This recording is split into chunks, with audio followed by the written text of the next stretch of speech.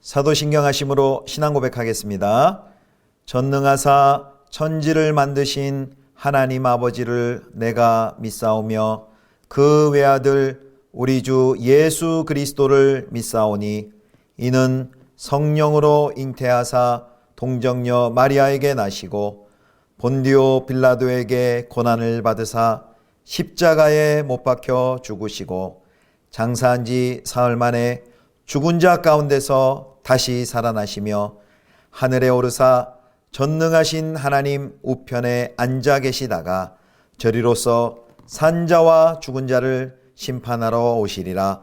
성령을 믿사오며 거룩한 공예와 성도가 서로 교통하는 것과 죄를 사하여 주시는 것과 몸이 다시 사는 것과 영원히 사는 것을 믿사옵나이다. 아멘.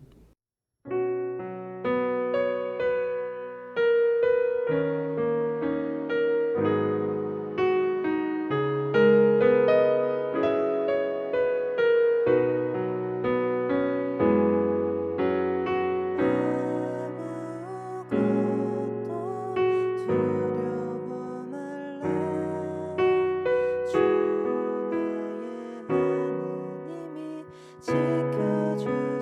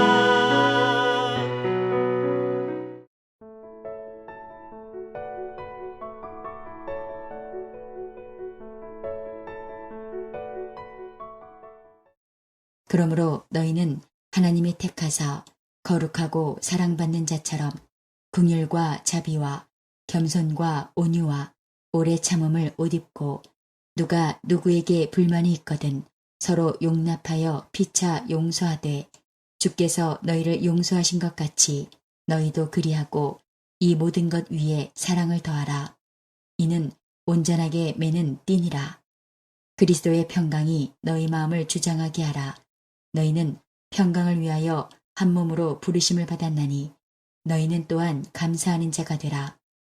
그리스도의 말씀이 너희 속에 풍성히 거하여 모든 지혜로 피차 가르치며 권면하고 시와 찬송과 신령한 노래를 부르며 감사하는 마음으로 하나님을 찬양하고 또 무엇을 하든지 말에나 일에나 다 주 예수의 이름으로 하고 그를 힘입어 하나님 아버지께 감사하라. 아내들아 남편에게 복종하라. 이는 주 안에서 마땅하니라. 남편들아 아내를 사랑하며 괴롭게 하지 말라. 자녀들아 모든 일에 부모에게 순종하라. 이는 주 안에서 기쁘게 하는 것이니라. 아비들아 너희 자녀를 노엽게 하지 말지니 낙심할까 함이라.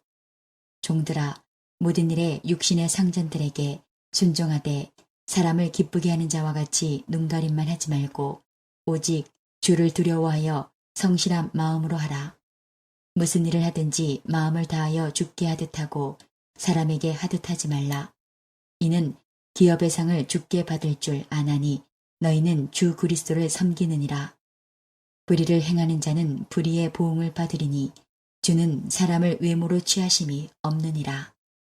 상전들아 의와 공평을 종들에게 베풀지니 너희에게도 하늘에 상전이 계심을 알지어다. 성도 여러분, 좋은 아침입니다. 오늘도 주님 안에서 은혜와 평강이 가득히 넘치기를 축복합니다. 오늘은 매일 성경 골로새서 3장 12절부터 4장 1절까지의 말씀으로 죽게 하듯 주가 하듯 이란 제목으로 하나님 말씀 함께 묵상하겠습니다. 오늘 본문은 이제 어제 본문에 이어서요.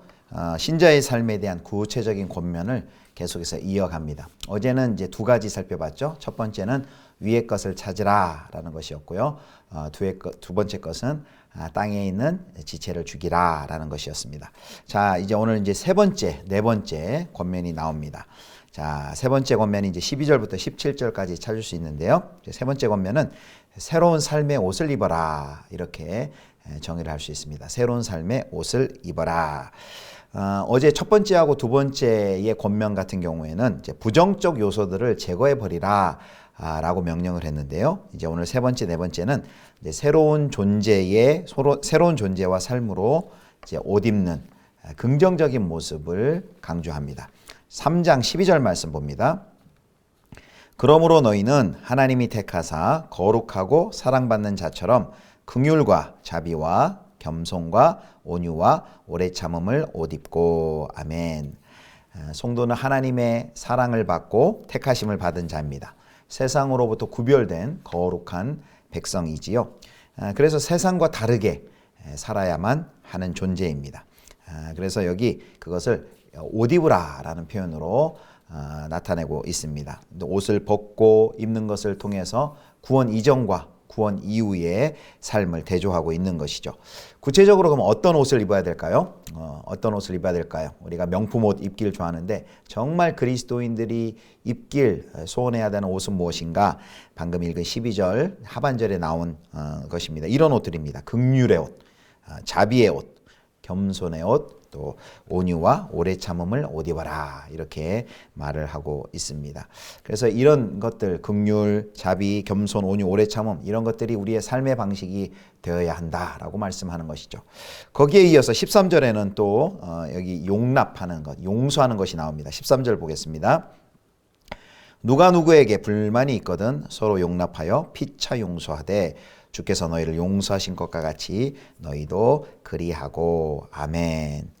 예, 바로 그분의 용서하시는 사랑, 그 용서하시는 사랑, 그것이 용서가 우리 그리스도인의 존재 방식이 되어야 된다라고 말씀합니다. 그리고 이제 14절에 보면 이렇게 말씀하죠. 14절 이 모든 것 위에 사랑을 더하라. 이는 온전하게 매는 띠니라. 그 사랑이 이 모든 것을 온전하게 매는 띠이다라고 말을 합니다. 자, 이 새로운 삶의 옷을 입어라라는 이 주제로 이런 것들을 입어라 해서 방금 긍휼, 자비, 겸손, 온유, 오래 참음, 또 용서의 옷을 입으라라고 했는데요.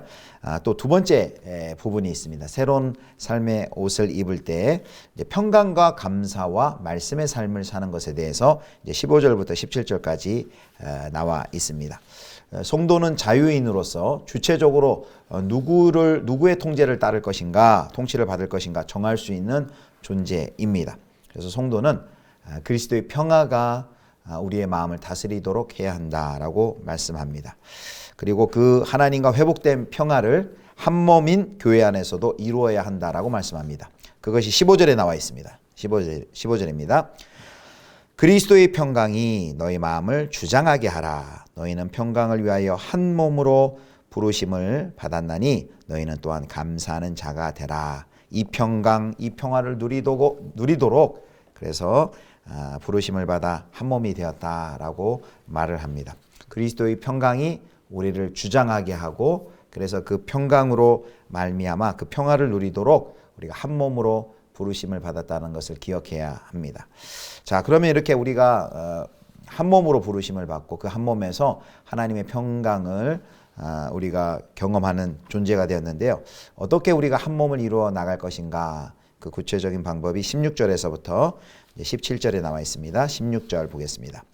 그리스도의 말씀이 너희 속에 풍성히 거하여 모든 지혜로 피차 가르치며 권면하고 시와 찬송과 신령한 노래를 부르며 감사하는 마음으로 하나님을 찬양하고 또 무엇을 하든지 말에나 일에나 다 주 예수의 이름으로 하고 그를 힘입어 하나님 아버지께 감사하라. 아멘. 여기 그리스도의 말씀이 너희 속에 풍성히 거하게 하라라고 말합니다. 그리스도의 말씀, 즉 하나님의 말씀, 복음이 성도 안에 가득 차서 성도의 마음과 삶을 주장하게 하라라고 명령합니다. 자, 이렇게 진리의 말씀, 복음이 우리 안에 가득히 풍성하게 넘칠 때 어떠한 일이 일어납니까? 거기 보니까 모든 지혜로 피차 가르치며 권면하고 또 시와 찬송과 신령한 노래를 부르며 감사하는 마음으로 하나님을 찬양하고 라고 했습니다. 말씀이 우리 안에 풍성히 넘칠 때 서로 피차 가르치고 권면하는 일이 일어나죠. 또 그 안에서 찬양과 감사가 일어납니다. 결국 이 모든 것을 종합하면 예배드리고 또 찬양하고 피차 가르치고 교제를 통해 한 몸에 한 몸, 그리스도 안에서 이 한 몸의 하나됨을 견고히 이루어갈 수 있다라고 말씀합니다. 예, 이제 네 번째죠. 신자의 삶에 대한 구체적인 권면, 이제 네 번째인데요. 네 번째는 가정의 관계 속에서 어떻게 이 관계를 맺을 것인가에 대한 것입니다. 한마디로 얘기하면 이제 죽게 하듯 주가 하듯 이렇게 하라라고 말씀합니다.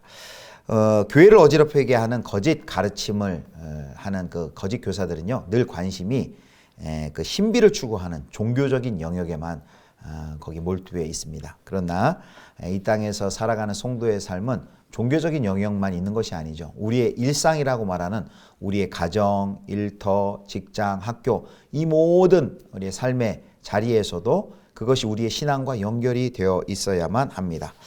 모든 그 삶의 자리에서 어떤 종교적인 영역에서만 하나님의 자녀로 사는 것이 아니라 우리의 일상에서 모든 삶의 자리에서 하나님의 자녀로 살아야 됩니다. 그래서 여기 바울의 가르침은요, 가정의 여러 관계들에 대해서 어떻게 관계를 맺고 살아야 될지 구체적으로 권면을 하고 있는데 이것은 아주 당연합니다. 여기에 이제 먼저 첫 번째로는 아내와 남편에 대해서 얘기합니다. 18절과 19절입니다. 아내들아 남편에게 복종하라. 이는 주 안에서 마땅하니라. 남편들아 아내를 사랑하며 괴롭게 하지 말라. 자, 그 예수 그리스도를 주로 고백하는 그 신앙이 부부 관계에서도 나타나야 됩니다. 어떻게요? 아내는 남편에게 순종하고 남편은 아내를 사랑하고 괴롭게 하지 말고. 여기 순종은 부부간의 어떤 굴종이 아니죠. 자발적인 순종, 또 자발적인 자신을 희생하는 사랑이라고 할 수 있습니다. 두 번째 또 20절에는 이제 부모와 자녀와의 관계예요. 20절과 21절 봅니다. 자녀들아 모든 일에 부모에게 순종하라. 이는 주 안에서 기쁘게 하는 것이니라. 아비들아 너희 자녀를 노엽게 하지 말지니 낙심할까 함이라. 자녀들은 모든 일에 이제 보이는 부모님, 그 부모님을 마치 죽게 하듯 하나님을 섬기듯 순종하고, 또 아버지는 자녀를 노엽게 하지 말라라고 말합니다. 자녀들이 부모의 소유가 아니죠. 우리는 부모님들은 청지기인데 마치 자기 것인 양 마음대로 그렇게 하다가 자녀들을 노엽게 하는 일이 없도록 하라라고 말씀합니다. 그 다음에 이제 일터에서의 관계죠. 세 번째는 종과 주인의 관계입니다. 특별히 22절부터 24절까지인데요. 22절 종들에게 하는 권면 봅니다. 종들아, 모든 일에 육신의 상전들에게 순종하되 사람을 기쁘게 하는 자와 같이 눈가림만 하지 말고 오직 주를 두려워하여 성실한 마음으로 하라. 23절 무슨 일을 하든지 마음을 다하여 주께 하듯 하고 사람에게 하듯 하지 말라. 24절 이는 기업의 상을 주께 받을 줄 아나니 너희는 주 그리스도를 섬기느니라. 아멘. 종들은 땅의 주인을 대할 때요, 눈속임하거나 그래서 거짓 기쁨을 주기보다는 마음을 다하여 주님께 하듯 해야 한다라고 말합니다. 그 이유는 궁극적인 상은 땅의 주인이 아니라 하늘의 주님께 받을 것이기 때문입니다. 근데 여기 한 가지 눈여겨봐야 될 것이요, 여기 이 종들이 그 당시 로마 시대 노예거든요. 그들이 하는 일이라고는 허드렛 일입니다. 물 깃고 밥 짓고 빨래하고 청소하고 이런 일들이 있는데 그 일들마저도 주께 하듯 주님께 하듯 하라라고 권면하고 있습니다.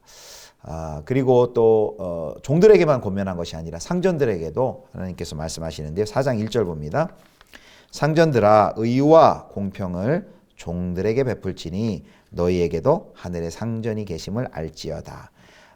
종들만 그들의 주인에게 죽게 하듯 합니까? 아닙니다. 상전들도 의와 공평을 종들에게 베풀어야 할 책임이 있고, 그리고 상전들이 종들을 대할 때 하늘의 상전이 계심을 알고서 그들을 대해야 됩니다. 무슨 말입니까? 언젠가 하나님 앞에 그 상전들이 한 그 모든 말과 행동을 하나님 앞에서 결산할 날이 있기 때문입니다. 그래서 상전들도 하늘의 상전이 있음을 알고 종들을 존중하며 대하라라고 말을 하고 있습니다.